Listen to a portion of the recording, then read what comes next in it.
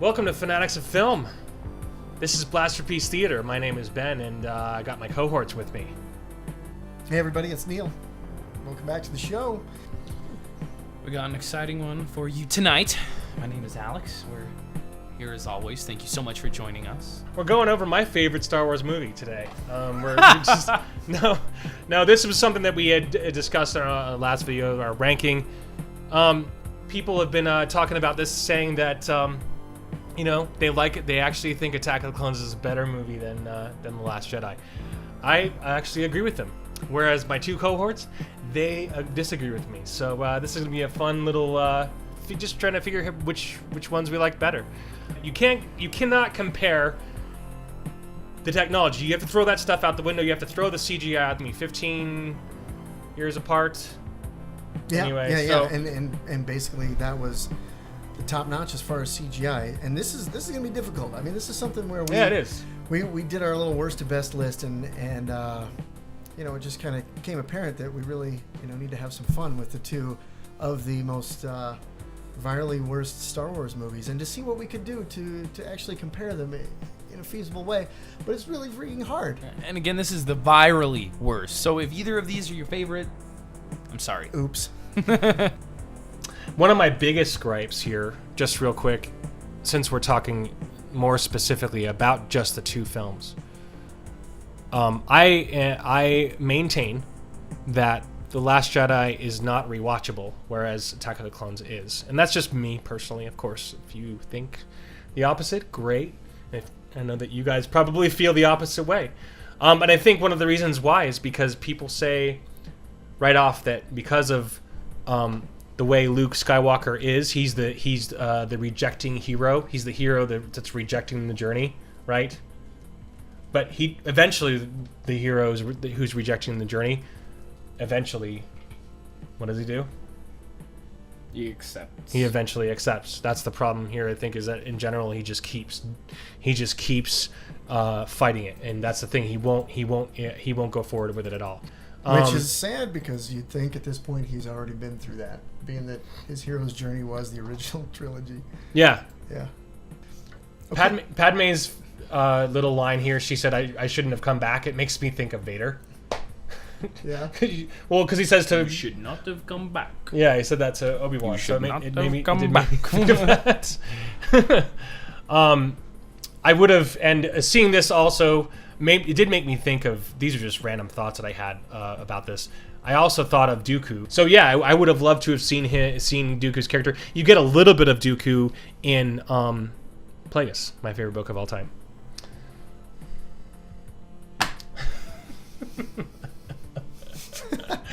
But anyway, he's a strong character, and I would have loved to have seen that. And one of the things that I was marked down here, despite Hayden's wooden acting, there is still a slight charm about him that you like. I don't know what I still don't know what it is. I'm still been trying to figure it out. But there's still some, like, you see him improve as an actor throughout the three, like we were saying before. You see him improve a little bit. Yeah. No? Yeah, no, a little bit. Absolutely. I mean, that's why Revenge of the Sith is a little better. But and strangely enough, and I don't know how you guys feel about this. I mean, it did seem a little redeeming on second or this recent watch, because I was like, yeah, you know what? He actually is pulling this off pretty well, in the sense of just being. I mean, can you imagine being a Jedi of his midi-chlorian count? And just have the Force surging through you, and then being reintroduced to this woman that you love, and you're basically sworn to not love anybody, and yeah, you have no control. And it would certainly seem that the Jedi have no sort of training on the lessons of love or how to approach these things, because he's just running straight at it like a total creeper. Has no training in this whatsoever. And all they say is like, I mean, his mom didn't help him with that stuff. Forbidden. Yeah, he did. And what does he do? He just starts spouting out ridiculous stuff, because he's just got, he's got pubescent force that's just raging through him. So in that sense, I was like, yeah, Hayden, you're pulling this off pretty well. So as awkward, fully awkward as it is. That first scene when he's alone with Padme, it's almost like he treats her like his mother. And it's like, when he's griping about Obi-Wan, it's not fair. Right. He doesn't treat me the way he should. Yeah, but I'm better than that. Well, The best part of the best part about that scene is that she actually says right before he does that, she says, "You're all grown up, Anakin," and then the very next second he goes, "But I'm more grown up than Obi-Wan could ever think." Yeah, he just whines like a baby. If anything, like Hayden kind of, I get the whole charm thing. If anything, McGregor's acting and his like delivery of his like quirky little one-off lines. My senses are much more attuned than yours, my young Padawan. Like just the little like backhanded comments here and there to Anakin. Like, yeah, those are great. And so once again, I think one of the biggest things that Attack of the Clones has up on The Last Jedi, and it's I don't know whose fault it is. I don't know if it's anybody's fault, but you get character development with your villain here. And you don't get... I mean, I think the most you get out of Kylo is his... the breaking the helmet, like we've discussed before. He just destroys the helmet, and then he just talks about how much you got to get rid of stuff. I don't know. I mean, but here it's like he's got a plan. A Sith among the Jedi. I mean, that is an incredible thing. And even in this moment right here, Yoda gives him a really snide look. If you take a second here, Yoda gives him a look. He looks back. He looks back from behind and he gives him a crazy look. So because he's a little bit onto him, but he's not sure. He can kind of sense him. And you think they would when they're all together like this, I think that's I do enjoy Palpatine probably the most in the prequels, just because you're watching his diabolical plan unfold, and even it's kind of about the prophecy of Anakin becoming Darth Vader, but really, I mean, Palpatine moving all the chess pieces and putting everything into place is pretty hysterical. It is, yeah. He creates his own war, basically. He creates his own war. He creates his own little world. I mean, he's got everybody in the palm of his hand, really. That is the scene I was talking about. That's the one I was talking about. I'll put that on the screen. But yeah, that's the moment he gives, and I can't remember what he says, but Yoda is like calling. He's figuring something out here, and it's like so the Sith are able to hide their energy. Of course, Force users are normally able to tell, but in this case, Yoda's breaking through some bubble here, but he can't tell what it is yet. So. Yeah, dude, Palpatine, strong. Obviously, if he was able to shield himself and not be detected, I mean, yeah. Well, here's the real question: do you find it believable here in this scene, at least?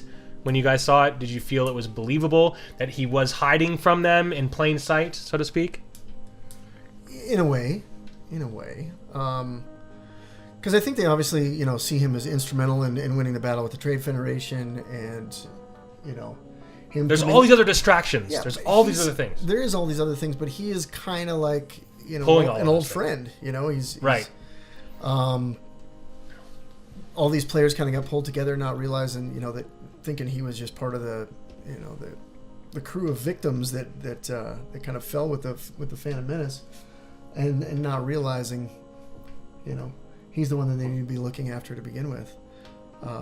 So I find it believable, and especially after, and here's maybe a Last Jedi comparison, is with the powers you see with Snoke and how he's able to project Rey and Kylo together.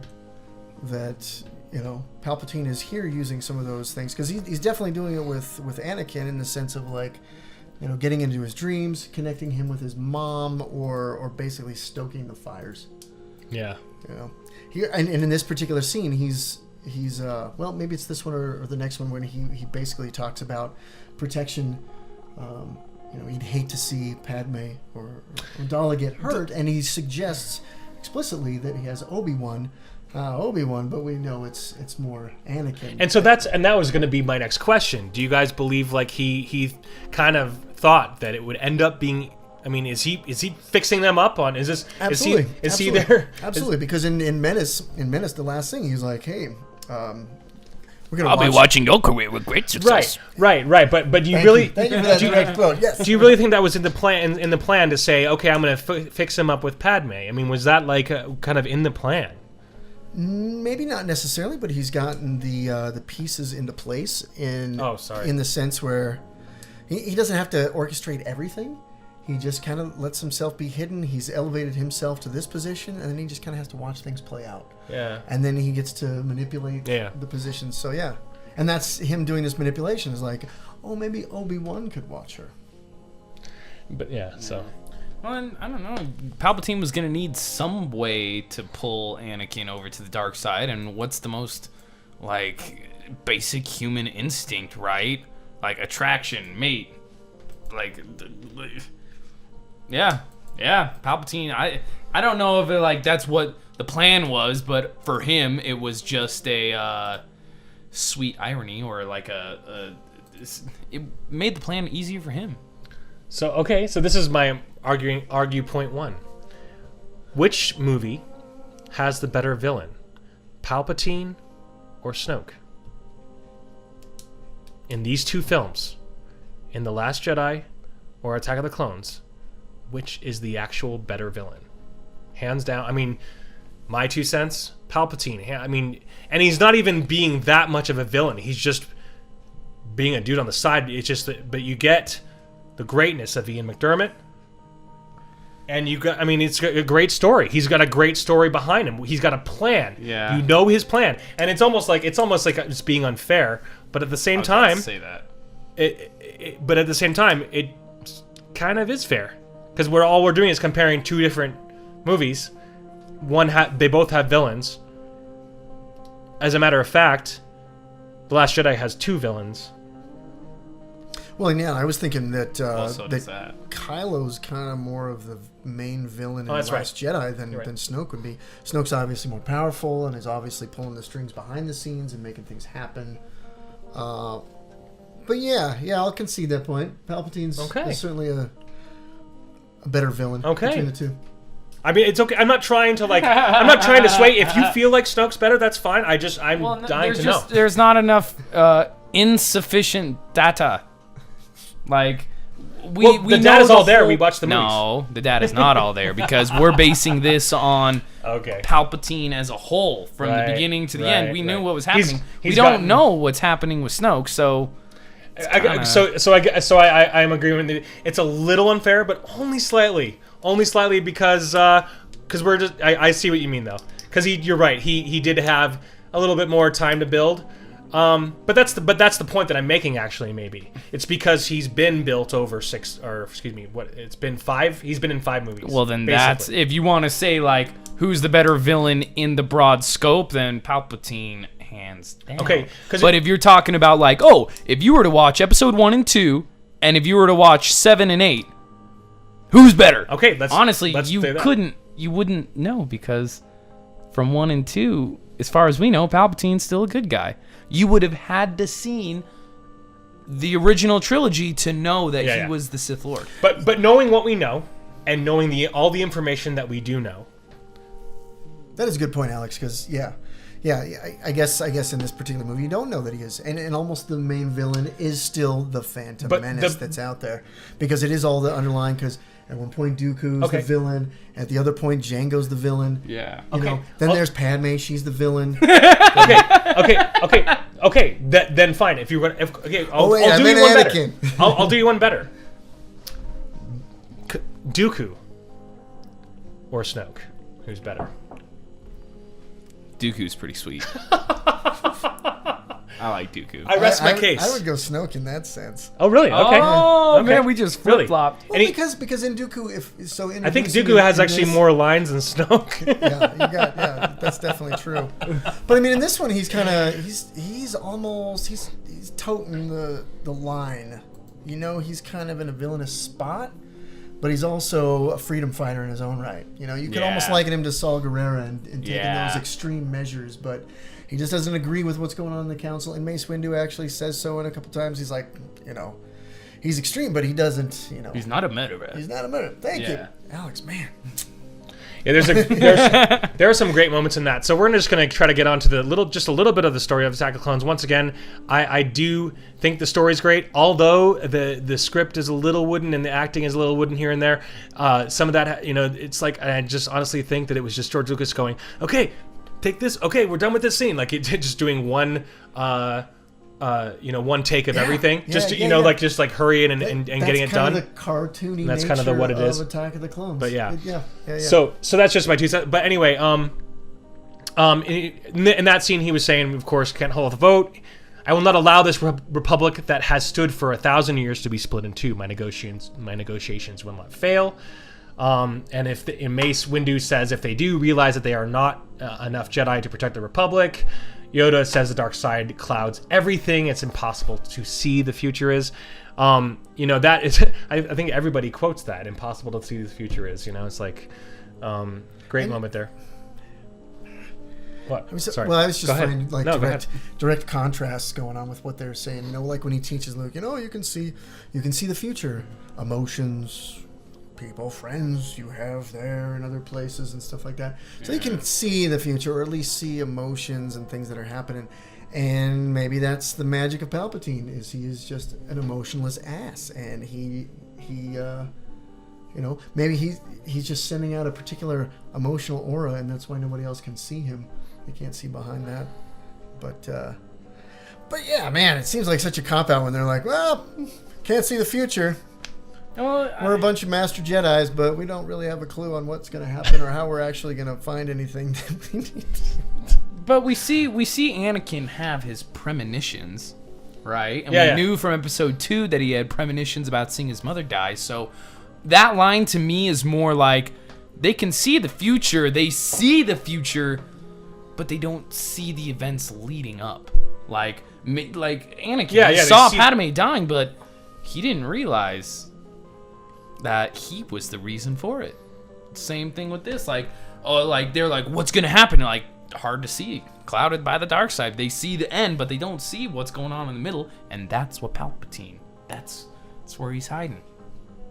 Yeah. Hiding in plain sight type of thing. So, and I love this moment because Padme is convinced that it's Dooku who's trying to assassinate her, but all of them are just maintaining Dooku's a good guy. Dooku's not a murderer. It's not in his character. Mace Windu says, he was once a Jedi. Blah blah blah. So once again, that's what intrigues me about Dooku. I would have loved to have seen more of him in the Clone Wars, and of course his origin story. We'll probably never get that, but anyway. There's a cool shot in Clone Wars where, man, I don't remember the shot. If you remember it, it's Dooku, Jin, and there's one other fallen Jedi, and it's like almost like a Force ghost, or it's like a premonition or something, but. Yeah. It was like a random episode. I totally steered us off train. No, it's fine. No, you're right. He's a cool character that it would have been cool to maybe see Qui-Gon Jinn and Dooku. Like, he seems like he would have been like one of those utmost respectable chivalrous Jedis, because he's now doing his freedom fighter kind of. I'm gonna do what's right. Yeah. Well, he was depicted as a very classy guy in Plagueis. He was the one. He was still part of the Jedi Order, but instead of wearing Jedi robes, he would be he'd be like, I'm a he would this go out. Gucci. He would go out to the opera and dress all suave and go out on the town and go nuts, even though he was still a Jedi. So he would have this side stuff happen there. Okay, so anyway, we're once again, we talked about Anakin, and Hayden Christensen's acting, of course. Some weird, bizarre sideshow business to that. So, let's get on to the next thing here. Yeah, this goes on to what you were talking about before, about his, all the stuff holding up inside, all the Admiral Holdo inside him, because he's like, I haven't seen her when he saw her last when he was 10, and so he's been having these dreams about her since he was 10. So I don't know, it's kind of a bizarre thing. Yeah. but once again, that just goes down to the fact that it's I maintain this all the time. It's Anakin Skywalker would have had much more of an impact if you fall in love with the character being such a good person and being such a great and have them really fall in love with him and have him not be creepy, and then the switch happens. See that? And it's there was too much. It's for anyone who's not like a diehard Star Wars fan, they just see him act like that, and they're just like, oh, I don't want to even watch him because it's like, right, and so right. So I maintain this is that, and I'm sure George sees this too. He should have had Anakin Skywalker be this like lovable character, and if you had loved him.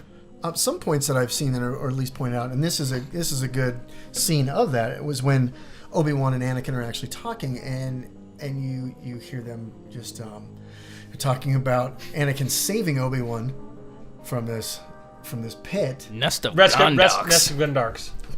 I didn't even look at the screen. Yep, right there. But this would have been a great establishing moment where you actually see Anakin saving him or something like that, so they don't have to just talk about it, because you see that a lot in the prequels too, or at least in 2 and 3, is when it comes down to Anakin's and Obi-Wan's relationship. They kind of talk about their past and the things that happened and how great Anakin was, rather because there's so much that happens in between. Right. Well, episode 3, there's multiple shots where it shows Anakin save Obi-Wan from the buzz droids. Dooku. They get him out on Coruscant. He flies the ship back in. But this is also after creepy Anakin, you know? Right. So, I wish they would have made Anakin like either one of two ways. Point, you know? The real lovable character or like the overconfident douche. Like just like what's like I'm here. We're going to Naboo. Or like, come with me. Yeah, I hate sand. Why your skin's pretty soft. Like at least like or just like overconfident, but still in a weird way charming, kind of like Lando, but not in a Lando way, but in the same ballpark as Lando, in the sense where it's like this guy's kind of a jerk, but I kind of like him because he's so confident. I want to hang out with him because he's it's like this weird like kind of a Yeah, it's like Lego Batman. He's really douchey, there you go. but you totally want to hang with him. Yeah. You know? And actually, the one creepy moment that Anakin like really throws me off on is when that first scene with him and Padme when she is she unpacking? Well, something like that. Yeah. And he looks back at her as she walks out of the room, and he just has that. We're gonna get to that. I want you to make that same face when we get to that face. So just real quick, I'm sorry guys, we're gonna get through this a little bit more. I know that everybody hates Jar Jar and all the stuff, but there's a moment where Jar Jar does walk by them in this elevator scene, and you can hear him walk by, so it's a real person. Annie! Notice how it's so good to see you. Nobody's really that excited to see Jar Jar himself. You know, it's like they almost treat him like 3PO. I'm just like, oh hey, haven't seen you for 10 years, and Padme. Well, because they had, Lucas had heard the fans and he knew that he hated them. But there's a couple of moments. There's a couple of moments where Jar Jar does look at the camera and does one of these things. Well, you'd still think that just being that they both went through that battle on Naboo together, that and he ultimately came out alive. Oh, you know, and at the very end, he's holding up the Gungan ball. Well, I believe this scene because Anakin's just like one-track mind, Padme and the Force, right. and save my mom type of thing. I guess I don't know. No, you're right, but I just find that funny. Yeah, it is funny. Okay, so we're gonna get to that in just 1 second. So this is just once again beautiful stuff that's happening with the large scope of Coruscant. A lot of people hate the prequels for this reason, but a lot of this stuff was built and was a model at first, and a lot of it was it's making the universe, making the galaxy large. You see Jango Fett here, of course, Anakin and Obi-Wan, doing their thing. This scene I was actually blown away because I always get. Every time I see this scene, it's like, how did he not cut her head off? Anyway. Do you guys remember seeing this scene for the first time when Obi-Wan first jumps through the glass? I remember being so surprised, like, okay, he's really going for it. Anyway, that's just beside the point. I remember seeing that the first time too, and then like he jumped out the window, and it's like, okay, Anakin jumps out the speeder, and it's like, dude, they're just jumping around, like throwing themselves out. Yeah. I thought it was just incredibly ballsy of Obi-Wan as a character. I mean, the last time I had really seen him was, of course, the original trilogy, and it's like he's just this old guy, and now you're seeing him just kicking butt over here, just like jumping onto. It's like literally. What you're not the last time, not the very last time. I'm just saying. Okay. I'm just talking about like his character in general was like this, very like quiet, subdued type of character, and it's like you see him just kicking butt and doing this anyway. It's like this in and of itself was just a really big thing because he's jumping out and he breaks glass through the window 8 billion stories up, so it is what it is. No, it's rad. It's rad because when you watch in Phantom Menace, he's basically just in that Padawan stage, but you know he's fiery and he still kicks butt in that. When he's sitting there waiting for he kicked butt. Yeah. And then this one, obviously he's a Jedi Master now, and he's also a teacher. You know, he's teaching someone, so he's kind of withdrawn himself to that particular role. But yeah, it shows he's definitely still, you know. he's a man of action when need be. Yeah, he just goes for it. So that's actually a great moment. Once again, this just actually comes down to what I was talking about before about how every action sequence is extremely well thought out. I mean, even just right here, he gets grinded up on the side of a building. I mean that's to me that's awesome. Like, I mean, who thinks of that? You know, George Lucas. That's who thinks of that. Flying robots. But just like getting like bumping into the side of a building like that, that's freaking awesome. Bumping and grinding. So anyway, so we're gonna continue on. So I might just, you know, there's a lot of cool things that happen in this action sequence that I was gonna jump to. So, the points that all the points that happens here, like Anakin grabs a speeder from the garage afterwards. Obi-Wan gets shot down. Anakin drives downward slowly. And the point is that I'm trying to make here is that there's a lot of steps to everything, but everything leads somewhere very specific.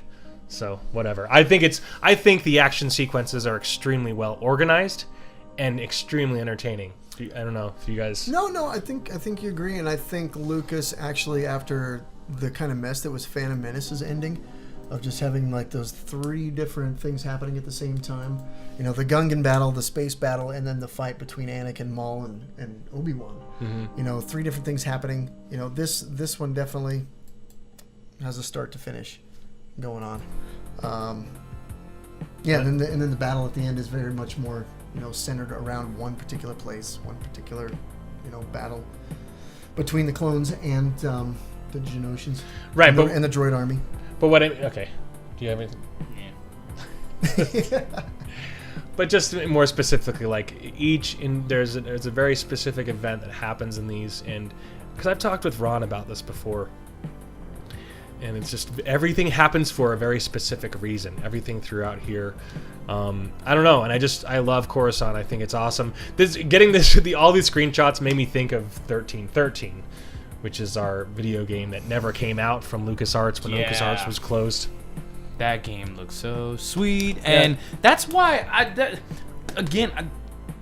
really been missing going back to Coruscant since the prequels. We really don't see it anymore, and it was the capital of the Galactic Empire and the Galactic Republic. Like, it was a big deal, and now it's nothing. Yeah, honestly, I don't think we'll see it again. I don't. Yeah, dude, I'm with you. I don't. Yeah. Let it be announced. Let it be said here once and forever. Honestly, I don't think if we do see it, it'll be like 20 years from now. It'll be blown up. Something happens to Coruscant, or they're like, this is a relic of the old Republic and blah, blah, blah from the Clone War days. And then they go back, and then they visit the Jedi Temple. And yeah, you guys do. That is a good point, because one thing that you noticed with, you guys familiar with Firefly? Oh, yes. Serenity and Firefly? Yeah. They did a really good job of taking that central hub of what was, you know, the alliance of all the planets, and having one specific culture that was kind of just that, and then the cultures of all the other planets on there, you know, that were separated from it. So it's very, you know, stark contrast between what was going on there and there, and yeah, that would have been sweet to see with Coruscant, because I definitely, you know, I mean, seeing that's where the Jedi Temple is, seeing that's where the Senate is, seeing that, I mean, it's an entire planet that's one giant city. I mean, how much action and time could you actually spend there? You could spend a whole nother nine Star Wars movies just in that one, you know, planet alone. It's like the New York or London of the galaxy. I mean, that's really what it is, if you want to look at it that way. Well, no, that we got that already. Canto Bite. Canto Trite. So that's what we call it now. Canto Trite, and we've got Admiral holding it all in. So this is just really quick. This is something that I dug up here in my notes. This is actually Obi-Wan's Back to the Future moment. This is him, you know, he's jumping for he's the guy, he's Marty McFly on the skateboard running for the, you know, that's I think it's one of the most creative moments in action cinematic history. I always think of a Back to the Future moment with this Obi-Wan kind of a Marty on the skateboard grabbing onto the car. So